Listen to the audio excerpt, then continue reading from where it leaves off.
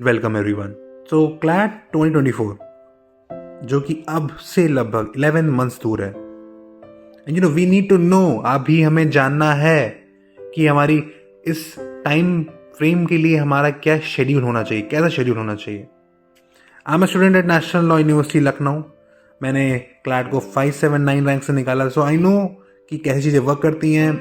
मेरे गाइडेंस से बहुत सारे स्टूडेंट्स ने निकाला है, so we will get to know everything about the same. ये आपके लिए बहुत ज़्यादा इंपॉर्टेंट वीडियो होने वाला है। इसलिए इतना इंपॉर्टेंट वीडियो होने वाला है, रीज़न क्या है कि आपको पता चलेगा आपका डेली शेड्यूल कुछ कुछ कैसा दिखना चाहिए। बिकॉज एक बड़ी इमारत बननी है, तो बड़ी इमारत बनने के लिए डेली वर्क होगा, तो ये इतनी बड़ी इमारत बनेगी।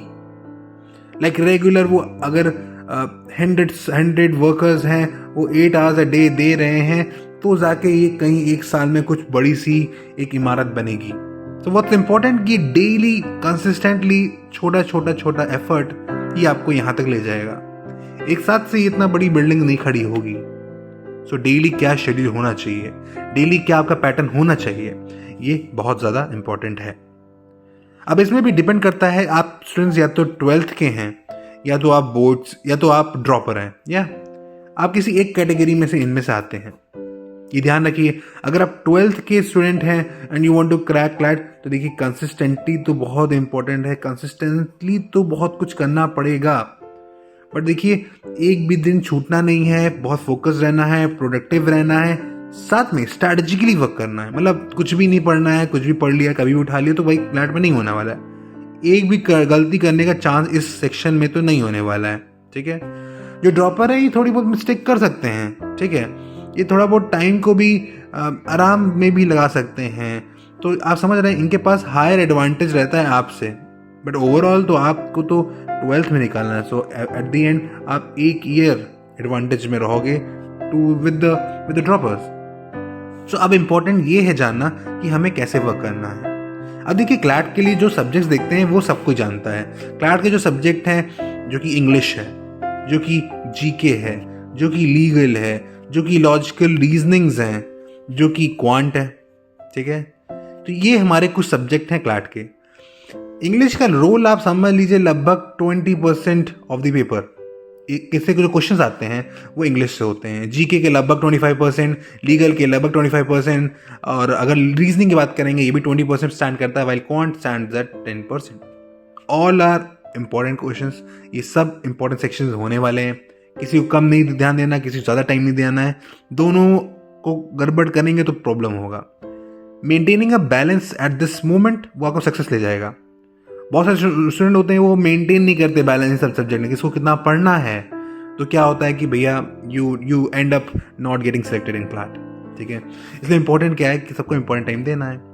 अब हमारा डेली शेड्यूल कुछ ऐसा दिखना चाहिए कि हमारे जो 5-6 मेन इंपॉर्टेंट फीचर्स हैं क्लैट एग्जाम के, वो कवर होने चाहिए, वो टच होने चाहिए। अब बोलोगे भाई what are the 4, 5, 6 important factors जो इंपॉर्टेंट है क्लैट की सिलेक्शन में। जो ये इंपॉर्टेंट फैक्टर्स हैं, these are very simple factors, but बहुत बड़ा रोल प्ले करते हैं।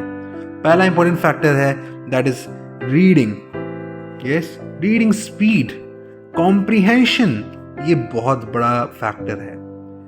आप जीके पढ़ लोगे, आप लीगल पढ़ लोगे, आप सारे सब्जेक्ट पढ़ लोगे, आपके सारे कॉन्सेप्ट स्ट्रांग हो जाएंगे, but if you don't have a good reading speed, तो आप इन सारे क्वेश्चंस को अटेम्प्ट ही नहीं कर पाओगे। इसलिए इंपॉर्टेंट क्या है कि इन सारे क्वेश्चंस को अटेम्प्ट करना है। For that you need to have a good reading speed, और रीडिंग स्पीड 1, 2, 3 हफ्तों में नहीं बनती, इट टेक्स टाइम, मंथ्स लगता है। इसलिए इंपॉर्टेंट क्या है कि रीडिंग अभी से चालू कर देना है विथ सीरियस नोट। इसको ध्यान रख के, इसको मतलब लीनियंटी नहीं ले सकते। इतना इंपॉर्टेंट पॉइंट है कि सब कुछ छोड़ के सबसे पहले इसको काम स्टार्ट करना पड़ेगा। So at least 1 hour every day आपको रीडिंग करना है, ठीक है। ये रीडिंग जो 12th बोर्ड के स्टूडेंट्स हैं वो स्कूल में कंप्लीट करें, बिकॉज मैं जब 12th में था मैं द हिंदू पढ़ता था and I completed it in school. मैं स्कूल में ही कंप्लीट करता था, मुझे पता था घर पे मुझे और भी काम करने हैं, और भी टाइम निकालना है, so I have to complete it in this school time only. अब स्कूल टाइम में कंप्लीट करना, आई नो कि जेड फ्री पीरियड होते हैं, आपको भी मिलेंगे, सो टेक आउट टाइम, निकालिए समय, आपके अपने गोल हैं, you have to go further, आगे जाना है, सो टाइम तो निकालना पड़ेगा। सो स्कूल में आपको टाइम निकालना। फॉर द ड्रॉपर्स, आपको दिन का आपको भी 1 घंटा देना है टूवर्ड्स रीडिंग। अब रीडिंग इज समथिंग जो मुझे कभी नहीं पसंद था, रीडिंग इज समथिंग जो मैंने कभी करा ही नहीं था, बट क्लैट एग्जाम के लिए इंपॉर्टेंट है, तो आपको ये स्किल तो डेवलप करनी पड़ेगी। फॉर दैट मैं आपको सबसे बढ़िया गाइडेंस देता हूँ। देखिए, रीडिंग नहीं पसंद मुझे पता है, बट कुछ इंपॉर्टेंट सब्जेक्ट टॉपिक तो पसंद होंगे। फॉर एग्जाम्पल किसी को एस्ट्रोनॉमी पसंद है, सो हाउ एस्ट्रोनॉमी वर्क्स, इन सब चीज़ों को आप देख सकते हैं, इन सबको रीडिंग कर सकते हैं। किसी को स्पोर्ट्स पसंद है, सो लाइक स्पोर्ट्स में क्या हो रहा है, कैसे हो रहा है, जस्ट रीड दैट, थोड़ा सा डिटेलिंग में जाइए। आपको थोड़ा जीके भी स्ट्रांग होने लगा, आपको तो चलेगा भाई दुरंत कप किसका है, दिलीप ट्रॉफी किसकी, रणजी ट्रॉफी किसकी है।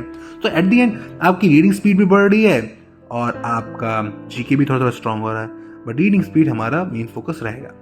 रीडिंग मैं जो मोस्टली प्रीफर करता हूँ, एक न्यूज़पेपर, वो द हिंदू हो सकता है, वो इंडियन एक्सप्रेस हो सकता है। तो द हिंदू ले लीजिए, इंडियन एक्सप्रेस एक न्यूज़पेपर को ले लीजिए, आपको ऑनलाइन भी मिल जाएगा, while you can get it offline copy also. तो रीडिंग करेंगे तो स्पीड डेवलप होगी, कॉम्प्रिहेंशन डेवलप होगा। पहले स्लोली ग्रेजुअली विदाउट टाइम बार करेंगे, फिर धीरे धीरे इसको टाइम बार करने लगेंगे। तो इसलिए इंपॉर्टेंट है रीडिंग। रीडिंग पहला फैक्टर के बाद है। दूसरा जो हमारा इंपॉर्टेंट फैक्टर है दैट इज मॉक्स। तीसरा इंपॉर्टेंट फैक्टर है पास्ट ईयर्स, और चौथा इंपॉर्टेंट फैक्टर है दी प्रैक्टिस। आप देख पा रहे हैं मैं क्या क्या कह रहा हूं। मॉक ये आपको रेगुलर देना होगा 1 वीक में एक बार। You can plan it on Sunday, कोई सही रहेगा, फ्री रहोगे, थोड़ा सा रिवाइज भी कर लोगे, तो संडे को आपको मॉक रखिए। और इसका बेटर रहेगा आप 2 to 4 के बीच में, that is in the afternoon अगर रख पाइए तो ज़्यादा बेटर रहेगा। आप हैबिट में रहेंगे इन दी एक्चुअल एग्जाम, जो कि आपको 2 to 4 के बीच में ही रहेगा। अब बात करते हैं प्रैक्टिस सेशन। तो प्रैक्टिस समथिंग जो आपको करना ही पड़ेगा। प्रैक्टिस बहुत बड़ा रोल है। अगर मैं बोल रहा हूँ रीडिंग स्पीड के बाद सबसे इंपॉर्टेंट जो कुछ है वो है प्रैक्टिस। तो प्रैक्टिस करना है। प्रैक्टिस हमें, मैंने जो कॉन्सेप्ट पढ़ा, फॉर एग्जाम्पल मैंने इंग्लिश पढ़ा, इंग्लिश के कॉम्प्रिहेंशंस की लर्निंग्स ली, अब उन इंग्लिश कॉम्प्रिहेंशंस को मैं सॉल्व करूंगा। You will get all passages. आपको कोचिंग नोट्स मिलेंगे, मेरे हिसाब से आपने कोचिंग ले रखी होगी, नहीं ली तो ऑनलाइन आपको बहुत सारा मटीरियल मिल जाएगा। Just cover that. अब बात करते हैं पास्ट ईयर्स। पास्ट ईयर्स क्या है, ये बहुत इंपॉर्टेंट है। पास्ट ईयर्स के लिए आपको एटलीस्ट, अगर ड्रॉपर हैं तो 1 आवर देना होगा। अगर आप ड्रॉपर नहीं हैं, आप बोर्ड्स के हैं, सो आप 1 वीक में 1-2 बार, मतलब 1 to 2 आवर्स आपको निकाल लेना होगा। 2 hours a day, 2 hours a week आप निकालिए। अब देखिए, आपका टाइम टेबल कुछ ऐसा दिखना चाहिए। अगर आप ड्रॉपर हैं तो आप सुबह उठते हैं 8-9 बजे। उसके बाद देखिए, उठने के बाद आप 12th में या ड्रॉपर हैं, मैक्सिमम चीज़ें कवर करना है सो के उठने के बाद, बिकॉज नॉन एपिनेफ्रॉन जो कि फोकस हार्मोन है, उस टाइम फोकस पे रहता है। जो भी पढ़ोगे तो डिफिकल्ट टॉपिक उस टाइम पे उठाना है। और डिफिकल्ट टॉपिक क्या हो सकता है वो आप पे डिपेंड करता है। फॉर एग्जाम्पल मेरा difficult topic at that time was English और रीजनिंग हो सकता है, वाइल मेरा क्वांट मेरा फेवरेट सब्जेक्ट था। मेरा लीगल भी मुझे पसंद था और जीके भी मुझे पसंद था। सो आप अपने हिसाब से जो आपको डिफ़िकल्ट लगते हैं, जहाँ वीक हो, जहाँ के नंबर्स नहीं आ रहे हैं, और दूसरा ये जो आप स्ट्रॉन्ग लगता है आपको, ये इन दोनों को 2 पार्ट में डिवाइड कर लीजिए। ठीक है, कुछ ऐसे हम लोग डिवाइड करेंगे और सब्जेक्ट्स को कवर करेंगे। तो मैंने बोला डेली ड्रॉपर हैं तो आपको 1 घंटा देना होगा फॉर व्हाट, देना होगा पास्ट ईयर्स के लिए, 1 घंटा देना होगा फॉर व्हाट, रीडिंग के लिए, और 3 घंटे के आसपास कम से कम एटलीस्ट 3 आवर्स आपको देना होगा फॉर प्रैक्टिस सेशंस, जो आपको प्रैक्टिस करेंगे। और क्लासेस को मैं इसमें इंक्लूड नहीं कर रहा हूँ, क्लासेस डिफर करती हैं, कभी भी हो सकती है, किसी का कुछ भी हो सकता है। ठीक है, और यही तरह हम कुछ सेशन को अरेंज करेंगे। आप समझ रहे हैं।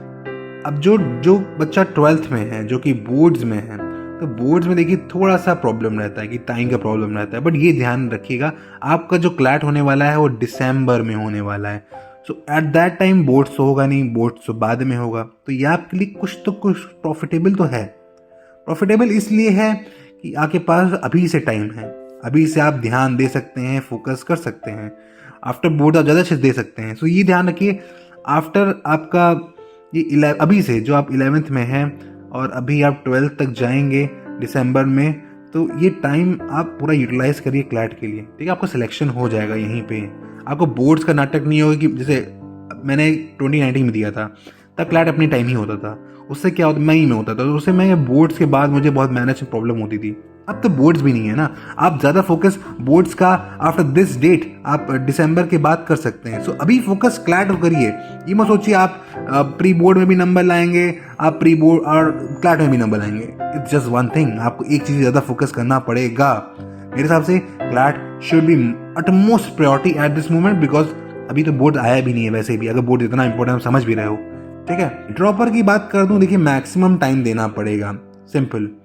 अब आप देखिए, आपका कंपटीशन है ये क्लास 12th वालों से। क्लास 10th वाले फोकस्ड रहते हैं, इनकी कॉन्टिन्यूटी बनी रहती है। इनका एक क्लास होगी, फिर दूसरी क्लास होगी, फिर तीसरी क्लास होगी, वो घर आके पढ़ेंगे, तो उनका वो एक फुलक्रम, एक सर्किल बना रहता है। बट जो ड्रॉपर स्टूडेंट्स होते हैं ना, इनका एक क्रम, एक जो सर्किल है वो ब्रेक होता है, बिकॉज वो नॉर्मल शेड्यूल नहीं होता है उनका।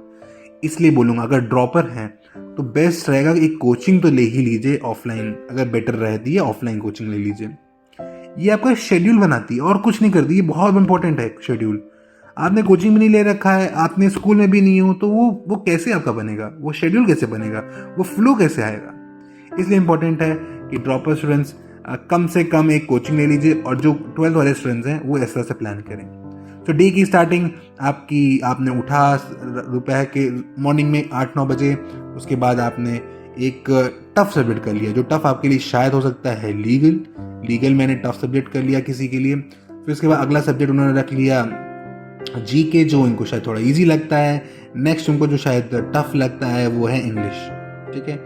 3 आवर्स की एक साथ क्लास कर ली, एक दिन में 3 आप कर सकते हैं। अगर आप 12th के स्टूडेंट हैं तो आप 3 जो है सब्जेक्ट्स को कवर कर सकते हैं, उनकी प्रैक्टिस कर सकते हैं, ठीक है।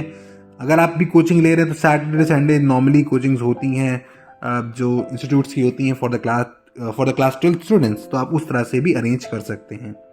तो समझ पा रहे हैं, मैं कुछ इस तरह से अरेंज कर रहा हूँ। अगर आप 12th के हैं तो एटलीस्ट 3 आवर्स या 3 to 4 आवर्स आपको देना पड़ेगा दिन में। बहुत ईजिली आप निकाल लोगे इस मोमेंट पे। तो कोचिंग बाद 3 आवर आपको निकालना पड़ेगा, कोचिंग अगर आप करते भी होंगे, ठीक है। 3 to 4 आवर्स, तो इससे बहुत प्रॉफिटेबल रहेगा।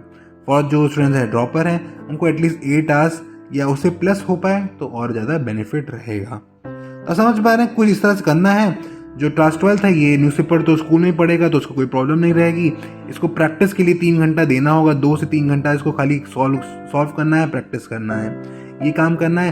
पास से तो हफ्ते में 1-2 बार टाइम निकाल लेगा, वो मॉक वो संडे एक्सेट्रा को दे देगा। ड्रॉपर है तो ड्रॉपर को उसको सब कुछ दिन में करना है, उसको रीडिंग भी करना है, उसको ये भी करना है, उसको पासिस भी लगाना है। तो देखिए, ड्रॉपर का बहुत स्ट्रॉन्ग स्ट्रेंथ डेवलप होती है।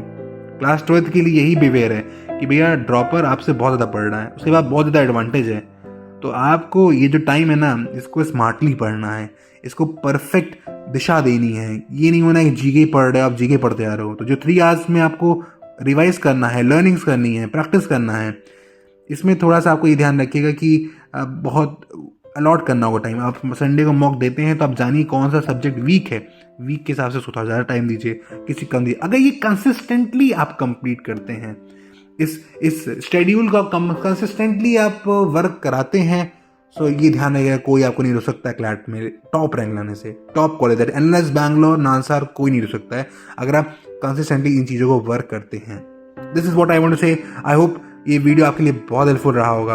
अगर हेल्पफुल है तो वीडियो को लाइक करिए, चैनल को सब्सक्राइब करिए। And thank you. This is Avinash Tiwari, student at RMNLU, signing off.